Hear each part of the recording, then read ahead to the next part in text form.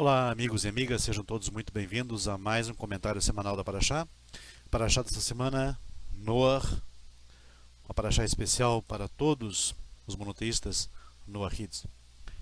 Paraxá de Noah começa em Bereshit, capítulo 6, verso 9, até o 11, 32. E nesta Paraxá nós temos o relato sobre um relato detalhado sobre as causas e as consequências daquele acontecimento dramático conhecido como dilúvio, o Mabul. É o termo que entrou então para nosso vocabulário como sinônimo de grandes catástrofes de tremendas proporções. A Torá descreve que o mundo criado por Deus era maravilhoso, mas que os homens dessa geração eram ruins, eram maus, e a sua maldade pôs fim, então, foi a causa principal da destruição da grandiosa obra divina. De nada lhes valeu a inteligência que herdaram de Adão, depois de ele ter comido da árvore do conhecimento. De nada ajudaram as descobertas de Tuval Caim no campo da técnica e da indústria. De nada servir então ao aperfeiçoamento introduzido por Yaval no campo da agricultura, da economia e também na arte da música, que foi descoberta por Yuval. Isso, nenhum tipo de descoberta, nenhum tipo de ciência, nenhum tipo de conhecimento foi capaz de regrar a vida do homem a ponto de aperfeiçoar-lhe o caminho, de aperfeiçoar-lhe a senda pela qual eles deveriam andar, que era a senda de justiça. Eles se perderam no caminho, e apesar de ser uma civilização avançada, uma civilização com grande conhecimento, com habilidades técnicas memoráveis, essa civilização não prevaleceu. Sendo assim, Deus decidiu então destruir a obra das suas mãos através de um dilúvio.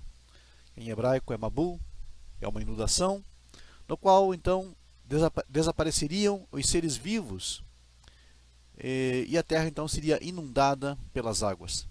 Um único homem justo, correto e íntegro dessa geração conseguiu então salvar a humanidade inteira de uma ruína completa. Noah demonstrou que o homem possui forças em si mesmo suficientes para conservar a sua integridade ética em todas as circunstâncias da vida e não precisa sucumbir às influências do mal, às influências prejudiciais do ambiente em que vive. E Deus decidiu então salvar Noah e a sua família do dilúvio, na esperança de que as gerações vindouras pudessem ser mais retas, com menos tendências ao mal. E assim foi. Os filhos de Noah começaram a reconstruir um mundo novo, uma nova cultura, uma nova civilização, mas a esperança de que a humanidade se tornasse melhor depois do dilúvio não se realizou. Então nós vemos na sequência da história da Torá o surgimento do ímpio rei Nimrod, que oprime a sua geração. Então estoura uma revolução contra Deus, e os homens não se contentam mais com o espaço vital da terra e querem, através da construção de uma grande torre, conquistar até os céus. Aparecem então os malvados de Sodoma e Gomorra, que com as suas ações se tornaram até hoje símbolo da perversidade humana. E os grandes comentaristas da Torá se perguntam, desde que a própria Torá relata que a geração depois do dilúvio não melhorou e não modificou a sua conduta e a sua maneira de viver, por que aquela geração anterior então foi destruída e a outra não? E os mesmos mestres respondem, de fato, a vida moral dessa gente não melhorou, Mas aconteceu algo que impediu a repetição da destruição do mundo. Pois logo que Noé e os seus saíram da arca, ele construiu um altar, diz o texto da Torá, e ofereceu ali um corban, um sacrifício a Deus. Observando este gesto generoso da parte de Noé, Deus fez com ele e seus filhos um pacto, um convênio, um concerto, prometendo a eles que nunca mais castigaria o mundo todo por causa do comportamento miserável do homem.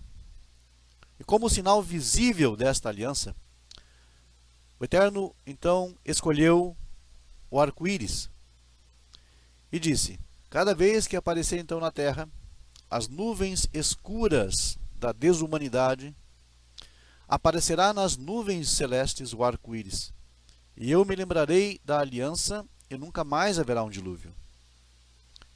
Este é o Midrash explicando o porquê da escolha do arco-íris como o símbolo desse pacto, desta aliança. Mas outros intérpretes não se contentam com esta explicação, achando-a um tanto vaga e abstrata, e não hesitam em indagar da seguinte forma: ora, se nós aceitarmos a tese anterior, resultaria que o mundo já deveria ter sido destruído várias vezes, e se isto não aconteceu, é somente graças ao sacrifício de Noé. Mas que espécie de sacrifício foi esse que possuiu a virtude de impedir para sempre uma nova catástrofe mundial? E mais, será que Deus, como a profecia e a filosofia judaica o concebem, tem prazer em sacrifícios materiais de qualquer espécie? Mas o Midrash, desta vez, esclarece de maneira transcendente sobre essa pergunta. Não foi o sacrifício de Noé, pois para os povos antigos, o sacrifício de um animal era a única maneira concreta de expressar a sua gratidão e o reconhecimento que agradou a Deus. Ele contemplou a geração de Abraham Avinu, que pela sua fidelidade a Deus foi atirado em um forno. Viu os 3 heróis, Hananiah, Mishael e Azariah, que da mesma forma e pela mesma razão foram também lançados em um forno. Ele admirou as gerações das cruzadas, da Inquisição, que pela santificação do seu santo nome se deixaram queimar vivos nas fogueiras. E para melhor ilustrar as suas palavras, o mesmo Midrash cita um exemplo alegórico. Um rei quis construir o seu palácio no mar, mas para isso faltavam-lhe os alicerces necessários. De repente, encontrou uma garrafa cheia de perfume, e foi sobre esta garrafa, sobre esse frasco, que ele edificou o seu palácio. O mundo, continua o Midrash, está em cima de mares. E como explicar que mesmo assim ele ainda exista? Isto só acontece graças aos méritos daqueles que em cada geração não deixam e não deixarão de procurar a Deus. O que é que este belo Midrash nos ensina? As gerações de Noé eram corruptas. A sua maior infelicidade consistia no fato de não terem tido em seu meio um único homem, grande e íntegro, capaz de sacrificar-se para elevar a sua geração da decadência moral. Para sermos corretos, existia um homem desta pujança, com esse gigantismo moral. Ele chamava Enoque. Mas ele excluiu-se da coletividade e pouco ou nada se importou com a desmoralização que o rodeava. Quando Noé saiu da arca e observou a destruição causada pelo dilúvio, ele não se limitou a verificar o fato consumado. Ele sabia qual teria sido a causa e compreendeu a necessidade de fazer korbanot, para salvar a sua geração da queda.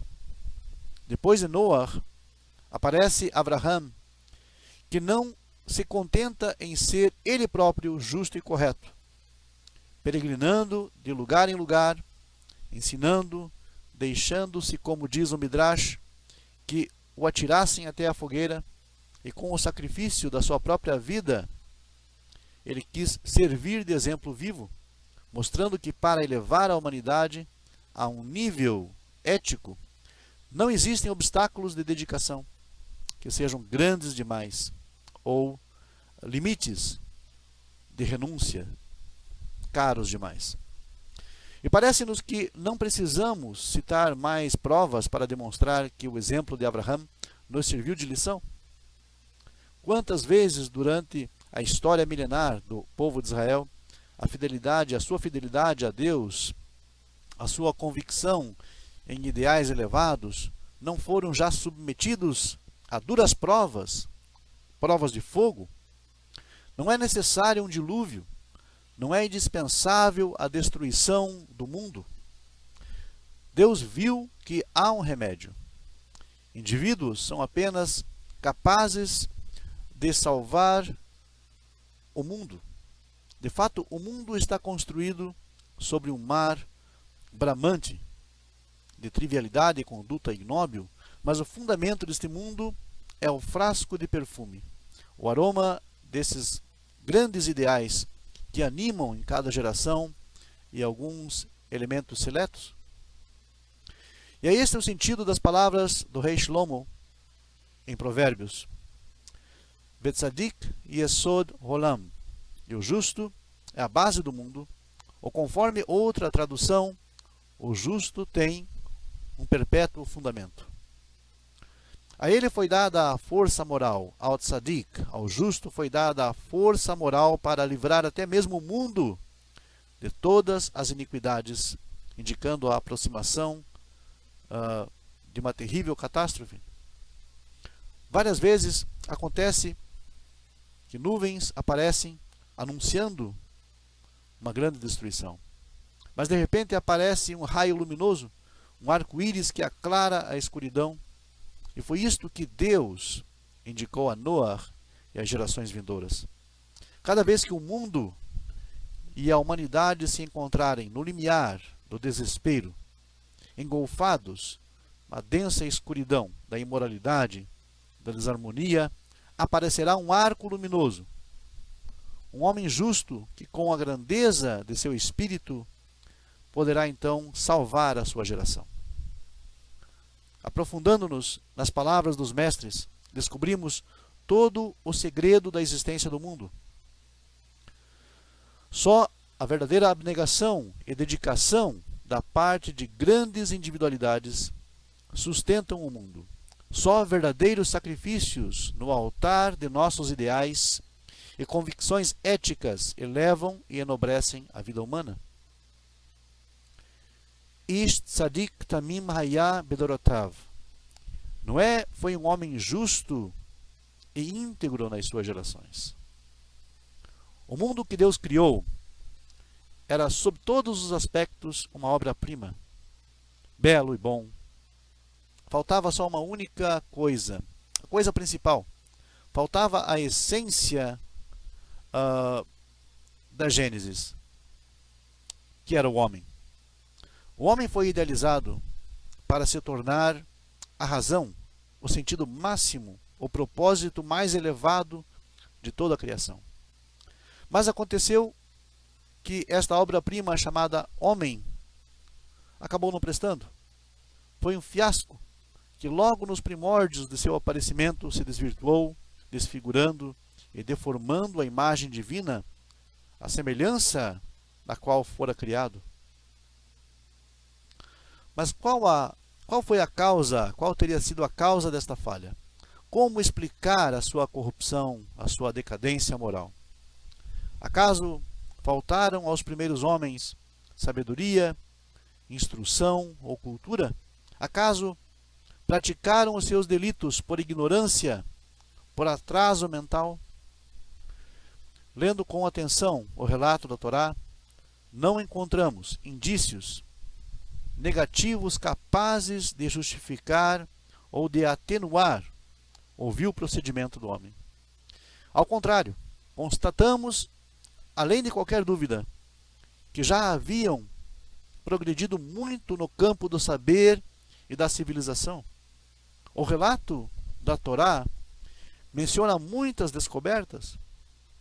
Yaval descobriu como aproveitar a criação do gado para a comodidade do homem, para o seu sustento, e como aplicar o couro para fins de habitação. Já se valiam da pecuária, da agricultura. Tuval Caim, o irmão, descobriu a fundição de ferro, a purificação do cobre. Já fabricavam instrumentos de lavoura e da indústria pesada. Mas esta gente primitiva não primou somente por descobertas materiais, industriais e técnicas. Eles se dedicaram a direcionamentos relacionados à arte, à cultura. Assim encontramos Yuval, o descobridor das artes musicais e diversos instrumentos, como a harpa e a flauta. Quer dizer, já nesse tempo havia civilização, ciência e também arte. Acreditando no minucioso relato da Torá, indagamos com maior veemência por que então veio o dilúvio. A era em que vivemos, com as atribulações constantes, faz-nos compreender como nunca antes as interpretações profundas e concretas dos mestres. A nossa geração, infelizmente, compreende melhor as causas do dilúvio. Devemos confessar, e confessamos isso sem a intenção de menosprezar a importância dos progressos técnicos e científicos, que a causa principal da decadência das gerações anteriores a Noah foram as suas descobertas, o seu intelecto aperfeiçoado e o progresso da sua ciência. Quanto mais complexas as descobertas, tanto mais perigosas e ameaçadoras elas se tornaram para a sua própria existência, a sua inteligência e a sua civilização. E isso nem sempre garantem ou proporcionam o bem-estar da humanidade. O progresso técnico, as descobertas científicas manejadas por homens sem escrúpulos, são uma maldição e não uma bênção. E o exemplo mais crasso da nossa afirmação, por exemplo, foi a Alemanha nazista, que perante os olhos de todo mundo, o assim chamado mundo civilizado, este povo de cientistas, filósofos, poetas, artistas, acabaram sendo seduzidos pela mensagem de um único homem que transformou todo aquele império poderoso numa máquina de guerra capaz de matar, capaz de promover genocídios.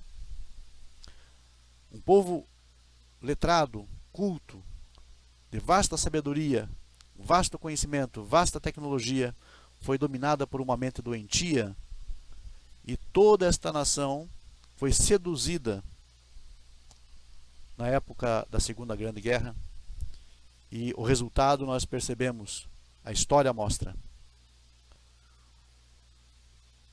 E como bárbaros, então, este poder que dominava toda aquela tecnologia se lançou contra a gente inocente e cometeu uma desumanidade como jamais vista. Por essa razão, nós percebemos que o poder da tecnologia, do conhecimento, quando para em mãos erradas, quando cai em mãos erradas, em homens, pessoas sem escrúpulos, os resultados são realmente nefastos. E o texto da Torá nos diz que Maleah Haaretz Hamas, porque a terra se encheu de violência. O termo Hamas é também interpretado como sendo violência, roubo, idolatria, incesto, homicídio.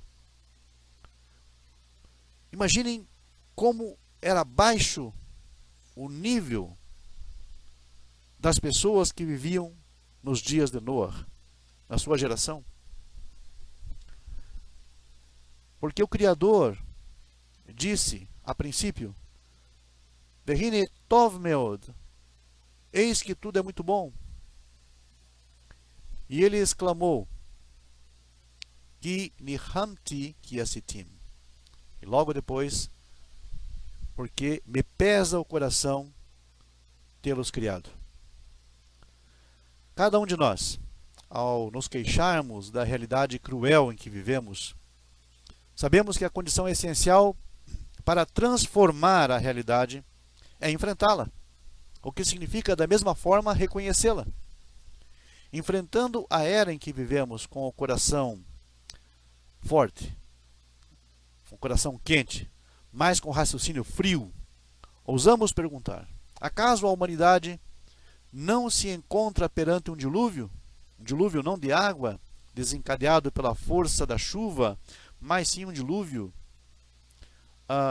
de máquinas de guerra, de nações belicosas, homicidas loucos, ditadores, modernos idólatras que adoram cultuar a própria personalidade, a brutalidade e a força física, negando a si mesmo e por esta forma o próprio ser divino e a própria imagem divina que há em todos os seres humanos? Só esta interpretação dos mestres seria uma belíssima lição. Mas a paraxá dessa semana vai ainda mais além e esclarece que aquele que teve influência educadora na sua geração, bem como nas gerações vindouras, não foi um Führer, um homem forte de um partido político totalitário, que se considerava onipotente e perante quem os seus lacaios se curvavam e obedeciam cegamente. O protagonista do relato da paraxá é um tzadik tamim, um homem justo, correto, íntegro, não um racionalista, mas sim um homem ético. Aquela ética que deve operar em todas as circunstâncias, que é capaz de dominar os instintos baixos da natureza humana. Ainda que sem tecnologia, ainda que sem cultura, sendo um homem íntegro, ético, um tzadik de verdade, ele conquista toda a sabedoria do mundo, toda a sabedoria que existe no universo. O homem não é escravo da natureza. Ele não se deve deixar subjugar pelo instinto abominável. Foi-lhe outorgado o livre-arbítrio, a livre escolha, que o torna então responsável pelos seus atos. Adulto, maduro, crescido em todos os sentidos. Homem pleno, homem racional. Em resumo, o progresso científico sem ética, sem justiça, não alivia o mundo das constantes calamidades que nos incorrem.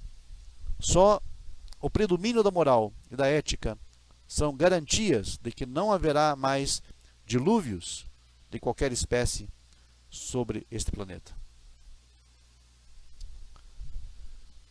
E a nossa paraxá diz o seguinte: Eile toldot Noach. Noach ish tzadik tamim haya bedorotav. Et haElohim hithalech Noach. Estas são as gerações de Noach, ou esta é a história de Noach. Noach foi um homem justo, perfeito nas suas gerações, e com Deus andou Noach. O único exemplo em toda a Torá, o único modelo em toda a Torá, que é chamado nominalmente de Ish Tzadik, homem justo. Curiosamente, foi um homem que viveu na era pré-sinaítica, muito antes da outorga da Torá no Monte Sinai. Nós vemos pessoas preocupadas com a questão noahide. Muitos se perguntam, e quanto ao pacto sinaítico, o que eu agora, como monoteísta não judeu, devo fazer? Devo seguir o pacto sinaítico? Devo guardar Shabat? Devo guardar festas? Devo comer kasher? Devo cumprir regras de Taharat Mishpahá? Devo cumprir as minúcias da Halachá? Não, de forma alguma. Um não-judeu não deve. Um não-judeu, melhor ainda, não pode seguir leis que dizem respeito estritamente ao povo de Israel, porque são exatamente essas leis que distinguem o povo de Israel dos outros povos do mundo. O não-judeu, ele alcança a sua justiça, ele alcança a justiça diante do Eterno, da mesma forma como um judeu alcança. Nós vemos o exemplo de Noé, sendo um não-judeu, nascido antes da entrega da Torá no Sinai. Foi o único modelo e o único exemplo de pessoa em toda a Torá chamada nominalmente de tzadik, justo. Não quer dizer que os outros patriarcas não o foram, muito obviamente, não é isso que estou dizendo aqui. O que eu estou dizendo é que a Torá chama nominalmente Noé de homem justo. Sendo assim, nós temos uma mensagem nas entrelinhas da Torá para toda a humanidade, e esta é a mensagem universal da Torá para toda a humanidade, de que é possível encontrar a justiça, é possível imitar os caminhos do Eterno, os caminhos do Criador, sem haver necessidade de seguir ou de estar no pacto sinaítico, no pacto em que Israel se encontra. Israel é o sacerdote das nações no macrocosmos. Nós, Noahites, recebemos as benesses desse sacerdócio e seguimos estritamente a ética da Torá. E da mesma forma, Am Israel, o povo de Israel, embora cumprindo todos os seus preceitos, todas as 613 mitzvot que foram dadas a eles no Sinai, se eles não cumprirem a essência do pacto, que são exatamente os 7 princípios universais, de nada adianta. Nenhuma forma ritualística, nenhuma forma da halachá, da lei judaica, pode ou poderá justificar um judeu diante de Deus, senão a sua reta consciência diante dele, senão o seu reto caminho diante do Criador. O judeu deve cumprir as suas mitzvot especiais devido ao seu aspecto e à sua característica de sacerdote. Porém, se ele o faz sem a correta kavaná, e o que nós falamos de kavaná é a essência das Sheva Mitzvot Bnei Noach, das 7 leis universais que até mesmo o judeu está obrigado a cumprir. Se ele não o faz nessa correta intenção, nesta correta kavaná, de forma alguma, nenhum tipo de mitzvah que ele cumpra em termos de rito, em termos cerimoniais, de nada valerá. Porque é apenas, digamos, uma exteriorização daquilo que já deve ter ocorrido internamente dentro dele. Um judeu coloca tefilim para fazer as suas tefilot, suas orações, suas rezas, porque é um aspecto externo daquilo que internamente já aconteceu nele. A obediência à ordem divina. Se ele o coloca apenas para cumprir um rito tradicional, ele não está fazendo com a correta kavaná, ou seja, ele está violando um dos princípios mais básicos. Em resumo, um Noahid não cumpre leis judaicas, não cumpre as Tariag Mitzvot, as mitzvot dadas a Israel. Mas um judeu deve cumprir as Sheva Mitzvot, as 7 leis universais, para que então ele faça tudo mais, todas as outras mitzvot que lhe são atribuídas, com a devida e a correta intenção. E por que eu digo isso? Porque a essência da Torá reside em 7 leis universais, em que toda a humanidade está abarcada, em que toda a humanidade está encerrada, ou que toda a humanidade está digamos, a responsabilidade de toda a humanidade em cumprir esses 7 princípios. Sem eles é impossível reconectar ou religar-se ao Criador. Não há nenhuma forma, digamos, de você se aproximar do Criador sem que, primeiramente, a sua vida esteja pautada em consonância com esses 7 princípios. Seja noahid, seja monoteísta, não judeu, ou seja um israelita. De qualquer forma, o que nós vemos então é o exemplo primordial de Noah como homem justo em suas gerações e que preservou a justiça e que caminhou nos mandamentos do Eterno antes mesmo da existência do pacto sinaítico. E como sempre digo aos meus alunos, não foi o pacto sinaítico que deu origem ao pacto noético. Na verdade, é ao contrário. O pacto noético, muito obviamente, antecedeu o pacto sinaítico e foi ele que deu sustentáculo ao pacto feito com Israel no Sinai. Sem isso, não teríamos absolutamente nada.